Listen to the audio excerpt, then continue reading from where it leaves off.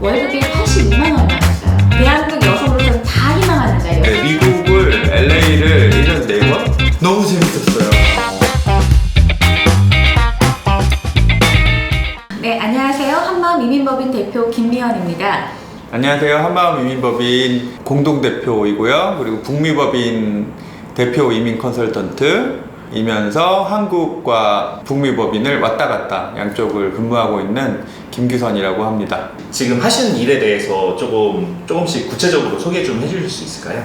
사실 이제 제 개인 소개에서 하려고 했던 얘기가 있는데, 저희 패밀리 비즈니스가 저희 장점일 수가 있어서 9살 차이가 나는 큰 누님이세요. 이제 같이 같이 운동을 하러 가면 여동생 어디 갔냐는 얘기를 하는데 그만큼 절대 동안을 가진 저희 큰 누님이시고 저를 업어서 이제 거의 어머니 대신 업어서 키울 만큼 저한테 어머니 같은 분이신데 그 누님이랑 같이 이제 이쪽 일을 하게 됐고요. 제가 하고 있는 일은 캐나다에 이민을 가는 분한테 유료로 돈을 받고 합법적으로 적법성에 맞게 윤리적인 정확한 정보를 전달하는 직업, 그걸 캐나다 이민 컨설턴트라고 하는데 하나의 잡 타이틀로는 특이한 직업이죠.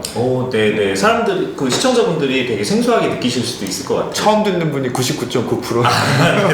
많이 알고 있는 캐나다지만 좀 생소한 것들이 많을 텐데, 캐나다 정보공인 이민 컨설턴트고, 주별로 또 불어권, 영어권 자격이 따로 있는데, 언어 시험이 배경이 되기 때문에, 조금 죄송한 말로 이제 국내 최초 이민 컨설턴트 등록하신 분 중에 다 떨어졌어요, 영어 때문에. 그러니까 이 업계에서 영어 제일 잘하시는 분. 시험 같은 게 있는 건가요? 그쵸. 컨설턴트 시험이 있는데 자격증 시험이 있고 자격이 있는데 그걸 맞춘 대한민국 유일의 이주공사 대표였고 15년 동안 한 사람밖에 없었어요, 대한민국. 이제 그쪽 가서 제가 딴 자격증이 주별로 이렇게 나눠지게 됐어요, 2010년에. 그래서 퀘벡, 프렌치, 불어를 자꾸 이렇게 하고 싶어져서 어쨌든 그 불어를 전공했기 때문에 퀘벡 불어권, 영어권에서 다 캐나다 전체 지역 전역에 대한 이민 컨설턴트로 활동하는 거는 한국 사람 중에 최초이자 유일이에요. 쉽게 안 바뀔 것 같아요. 회사 성격 때문에. 그러니까 캐나다 전체 이민을 상담하고 수속할 수 있는 사람은 없어서 거의 캐나다 이민은 저희 회사로 문의를 많이 하시고 계세요. 전화하시는 분이 아무리 찾아봤는데 없어서 한마음으로 전화했습니다. 여기밖에 없어요 라고 어제도 상담을 그런 분이랑 했었는데 이렇게 찾긴 힘들지만 이제 찾아오시면 좀 믿고 맡길 수 있는 그게 저희 직업이고, 저희 회사는 인력도 제일 많은 회사인데 다른 나라 서비스를 개발을 하자 하셔가지고 사실 제가 여기 2000년에 미국 이민을 하기 위해서 LA 지사에 가서 일을 많이 했었고 세계적으로 경험을 진짜 많이 하셨네요. 진짜 많이 했고 제가 김미연 대표님의 손발이 돼서 아마 이민에 대한 경험은 부담 없이 제일 많이 하고 있지 않나. 첫 번째로 궁금한 거는 처음에 이제 대표님 이제 남매시잖아요. 이제 그 동생분을 이렇게 같이 이렇게 섭외를 하셔가지고 하실 생각을 했고, 처음에 어떻게 시작하게 된 계기라든가 그런 것들이 좀 제가 직장을 못 잡아서 그런 게 아닐까요? 이제 그 질문에 대한 스토리는 좀 길 것 같아요. 왜냐하면 제가 26년 전에 이러한 분야에 들어와서 이 사업을 시작한 사람이잖아요. 좀 스토리가 길어지는 이유는 그러니까 88년도에 대학을 졸업하자마자 제가 가졌던 직장의 성격이 결국은 운명을 좌우한 것처럼 여기까지 오게 된 것 같은데, 그때 제가 김포국제공항 여객청사에 노스웨스트 항공사 사무실에서 승무원 스케줄을 조정해주는 크루 코디네이터라고 하는 잡 타이틀로 일을 하게 됐어요. 당시 한양예를 졸업했던 친구들보다 굉장히 좀 많이 받았던 이런 시절이 있었는데, 그때도 제가 계속해서 가슴이 아프고 힘들었던 일이 있었던 게 영어 때문이었어요.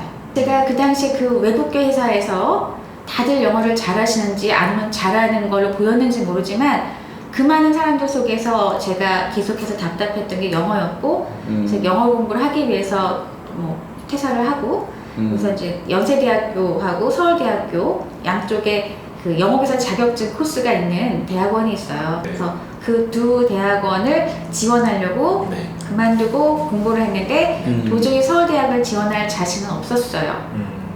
그래서 왜냐면 그 당시에는 제가 돈을 또 계속 벌던 사람을 벌어야 돼서 네네. 결국은 영어교사 자격증을 따면서 네. 영어를 공부할 수 있는 건 유일한 게 네. 이제 저한테는 연세대학밖에 없었죠. 아. 그래서 이제 연세대학교에 들어가서 그 코스 다 마치고 졸업할 때쯤에 네네네네.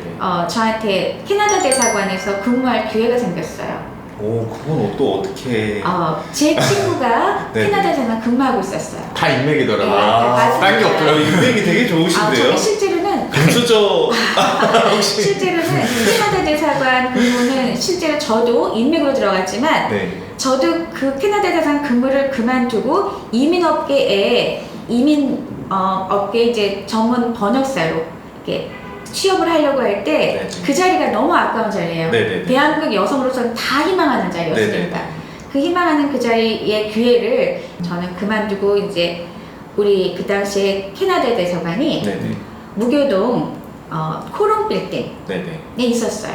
아. 그 코롱 빌딩 맞은편에 있었던 회사에 이제 번역사로.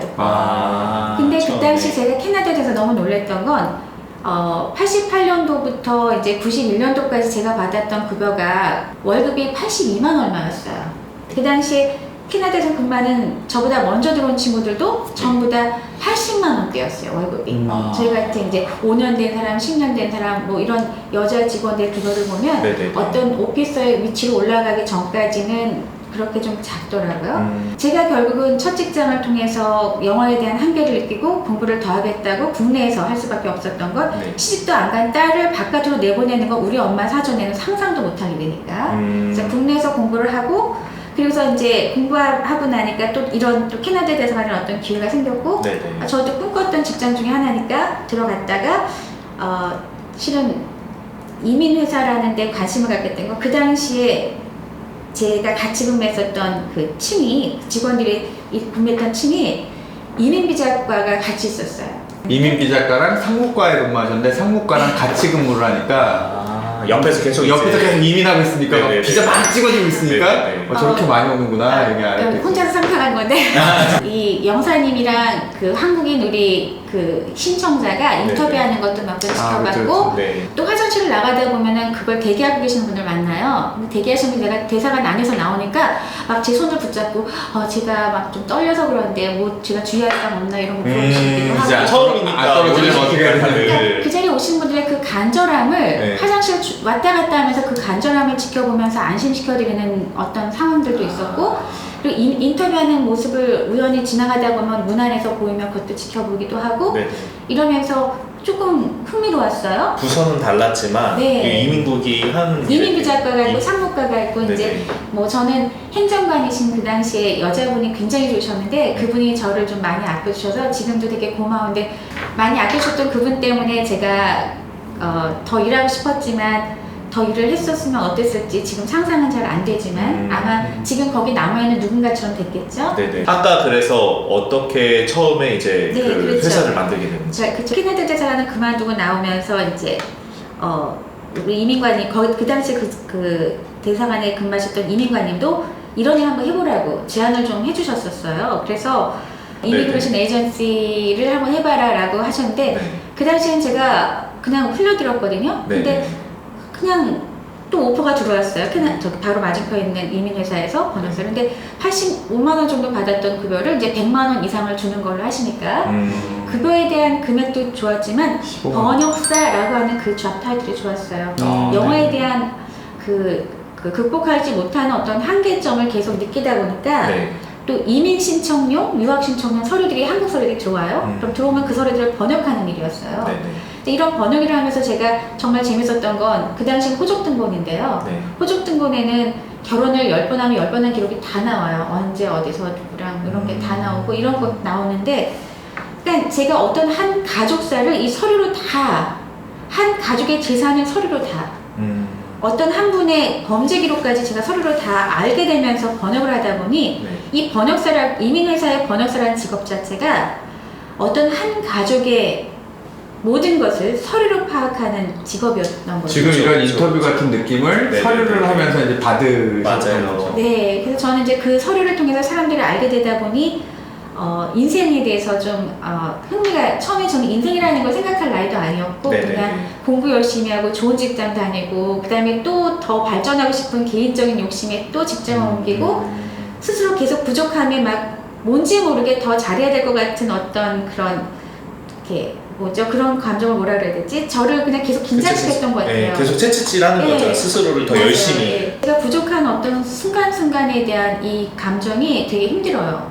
내가 부족하다 느끼면 그냥 아무것도 안 하고 싶지 부족한 상태로 뭘 해나가는 게 네. 너무 힘들었던 성격이에요. 그래서 그때 그런 번역을 해서 이런 일을 알게 되는 이거는 누구랑 대화할 필요 없이 그거를 계속 해나가면서 전 실력이 쌓여지잖아요. 그러니까 이게 너무 즐거운 직업이었는데 어느 순간부터 제가 느끼게 된 건 상담하는 내용들 그리고 또 서류를 작업하는 그 결과들을 보면서 이거는 내가 나가서 더 잘하고 싶다. 내가 나가서 더 잘하고 싶다라는 마음에 이제 계속 일을 해달라고 하는 그런 요청이 있었지만 네. 독립해야 되겠다라고 네. 생각을 하고 네. 이제 창업을 시작하게 된 게 이제 96년이에요. 그렇게 해서 이제 시작을 해서 이제 김희선 대표랑 2000년에 네네. 한마음 이주공사 당시 6명의 스텝으로 제가 정직원을 구성을 했고 네네. 그다음에 파트너로 이제 유학팀 원래 유학원을 하던 어떤 한 팀이 들어왔고요. 네네. 또 여행사를 하던 한 팀이 들어왔어요. 그래서 유학, 이민의 성실한 파트너, 네. 한마음 이주공사 아직도 기억이 나네요. 뒤에 네. 중국집이 정말 맛있었거든요. 지금 이민에 대한 많은 것들을 이제 도와주시면서 이제 그런 재밌는 이야기나 이런 것들이 많이 있으셨을 것 같아요. 혹시 그런 부분들 중에서 생각나시는 거 있으면 한번 소개 부탁드립니다. 재밌는 얘기, 흥미로운 얘기를 이제 드리려고 하면 제가 가면 김변 사장님의 고객분이신 분들이 직업으로 정착해 계시잖아요. 네네. 뭐 어떤 분은 부동산 하시고 어떤 분은 크게 식당 하시고 어떤 분은 이제 맛집 케이크샵 하시고 한국 식당. 네, 네네. 뭐 한국 식당 하시기도 네네. 하고 서양 식당 프랜차이즈 하시기도 하고 그러니까 그렇게 현지에서 막 생활하시는 분들이 우리 딸 약대 갔어, 우리 딸 뭐 어디 갔어 이렇게 하면서 그 자랑스러워 하시는 표정 그거만큼 이렇게 흐뭇하고 즐거운 소식은 또 없는 것 같고 예, 그분들도 만족해 하시고 아까 말씀드렸지만 이제 몇 년이 지나서 10년, 15년이 지났는데 여기서 돈 벌다가 결국 캐나다 가겠다고 하시는 경우 네네. 내지는 그냥 돌아오셔도 자녀들이 거기 자리 잡고 있는 그런 부분들이 이제 굉장히 흥미로웠고 2000년쯤에는 정말 많이 나는 것 같아요. 2000년에 정말 많이 보냈어요. 미국을 LA를 1년에 4번 그리고 거의서 2달에 한 번 이상 계속 세미나를 했기 때문에 네네네. 계속 세미나 하면서 불법 체류한 사람 영주권 프로그램 불법 체류. 불법 체류자가 많아요 LA에. 우리나라 사람. 우리나라 사람들 불법 체류이신 분들 대상으로 해서 네. 예, 거기 LA에서 굉장히 유명한 네. 모임 많이 하는 호텔에서 2달에 한 번씩 이렇게 행사한다는 컨셉으로 거기도 가서 너무 재밌었어요. 결혼 전이기도 하고. 근데 제가 궁금한 건 마지막으로 이제 여쭤볼 거는 좀 힘드신 그런 부분은 없으신가? 철인이 아닌데 어떻게 네. 이렇게 힘드신 부분이나 이런 거는 좀 고민이나 이런 건 제일 좀 힘든 없으신가요? 거는 이런 거예요. 제가 손님이 저한테 저는 카톡과 전화를 다 열어놔요. 왜냐하면 그분이 정말 궁금해서 고민하다가 전화를 하시면 저한테는 그냥 답이 바로 나오니까. 네. 그 긴 시간 동안 쌓였던 많은 사례들 때문에 그러니까 그분들한테는 그게 어려운 일이고 저한테 쉬운 일이니까 카톡이 되면 다 열어놨거든요. 근데 어느 날 제가 굉장히 힘들고 막 지쳐있어요. 네. 그 전화를 바로 받으면 네. 제 이 모습이 드러나잖아요. 그러니까 저는 항상 그분한테 의지가 돼야 되는 입장이다 보니 그분의 전화를 바로 못 받고 이제 이거 나중에 받아야지 하고도 이거를 좀 안 받고 있어요. 그거는 그러한 상황은 왜 그러냐면 제가 지금 너무 힘들고 지쳐있고 나도 또 개인사가 있다 보면 슬플 때도 있잖아요. 네. 근데 이런 게 이 전화 속으로 그분한테 전달되면 안 된다는 생각에 이 전화를 안 받고 이제 뒤집어 놔야 되잖아요. 네. 소리가 안 들리게. 네. 뒤집어 놓고 있어요. 근데 또 다른 일이 막 밀려 들어와요. 그럼 이분한테 전화드려야 될 때 시간이 지나죠. 맞아요. 나중에 시간 지나서 전화를 이제 드리게 될 때마다 바로 전화를 받을 수 있을 만큼 항상 즐거웠으면 좋겠고 항상 제가 밝았으면 좋겠고 힘찼으면 좋겠는데 그렇지 못한 제 나이가 저 모든 컨설팅 해주시는 분들이 대단하시다고 느끼는 게 그런 서비스직이잖아요. 근데 어찌됐든 간에 자기의 감정이랑 그리고 고객들하고 상담할 때는 너무 다르게 해야 되는 네, 부분이니까. 맞아요. 네. 그러니까 제가 아무리 슬프고 힘들어도 그분한테 슬프고 힘든 모습을 앉아서 상담한다면 그분이 그 순간이 정말 중요한 시간인데 아깝잖아요. 그래서 그분의 시간이 아깝지 않게 하려고 나도 모르게 전화 오는 거, 카톡 오는 거 하나하나를 이렇게 시간 봐서 전화를 드려야 될 때마다 이런 게 컨설턴트인가.